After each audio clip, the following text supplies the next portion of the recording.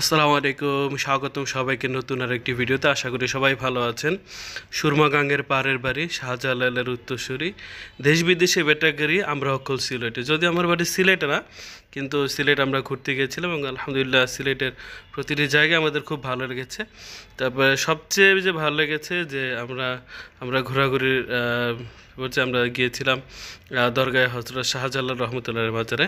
হজরত শাহজালাল রহমতুল্লাহ আলাই তার ভাগিনা হজরত শাহপরান রহমতুল্লাহ আলাইকে সাথে করে নিয়ে তিনি এই সিলেট অঞ্চলে এসেছিলেন। আসার পরে এখানে তিনি গুরু গোবিন্দ একজন অত্যাচারের রাজা ছিলেন, তার প্রতিরোধের সম্মুখীন হন এবং তাদের সাথে সম্মুখ যুদ্ধে তারা জয়লাভ করেন। এ নিয়ে প্রচুর কথা এখানে বা বক্তব্য এখানে আছে।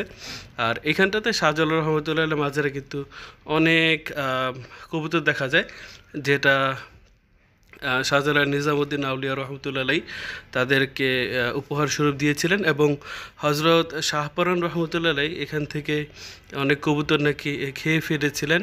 পরে এটা জানতে পেরে হজরত শাহজালাল রহমতুল্লাহ আলাই, যিনি এখানে শুয়ে আছেন এখনও, তিনি একটু মনক্ষুণ্ণ হন এবং তার ভাগিনা মামার মনক্ষুণ্ণতার কথা জানতে পেরে তিনি এখানকার যে কবুতরগুলোর পাখনা তার কাছে যেগুলো জমা ছিল এগুলোকে বলে ওঠেন যে আল্লাহর হুকুমে কবুতর হয়ে মামার কাছে ফিরে যাও। তো রাত শেষে রাতের কবুতরগুলো সবাই কার্নিশে বা বিভিন্ন জায়গায় করেছিল।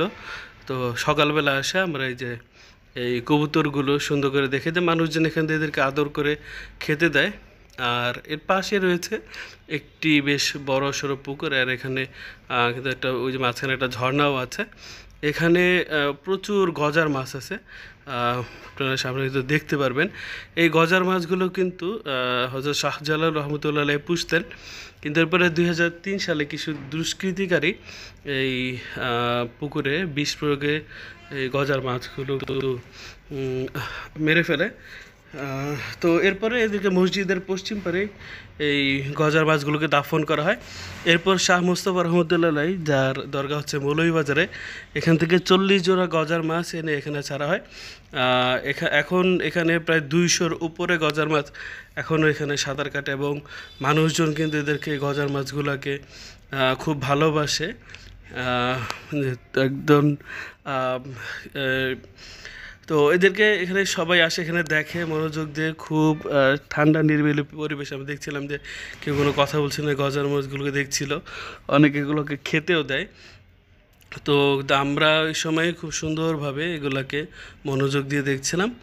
আর এরপরে আমরা চলে যাই পরবর্তী গন্তব্যে লালাখালে। তো ইনশাআল্লাহ সামনে লালাখাল নিয়ে সুন্দর ভিডিও আসছে। সে পর্যন্ত সবাই ভালো থাকবেন, সুস্থ থাকবেন, আর ট্রাভেল বুকস ভিডিওর সাথে থাকবেন। ধন্যবাদ। আসসালামু আলাইকুম রহমতুল্লাহ।